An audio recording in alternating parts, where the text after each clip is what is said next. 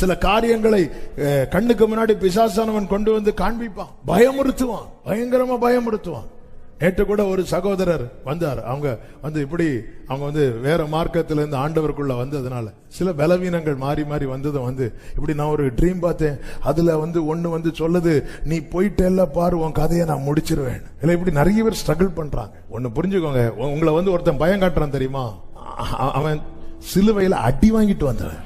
அடின்னா அடி, அப்படி ஒரு அடி. அவன் தலைய நசுக்கிட்டாரு. அவன் வாயில ஒரு பல்லு கிடையாது. எனவேதான் அவன் எவனை விழுங்கலாம், முறுக்கு கொடுத்தாலும் அவனுக்கு சவிக்க முடியாது. என் இயேசு சிலுவையில் வெற்றி சிறந்தார். மரணமே உன் கூரங்கே, பாதாளமே உன் ஜெயமெங்கே. சிலுவையில் இயேசு வெற்றி சிறந்தார், ஜீவனின் பலனுமானார்.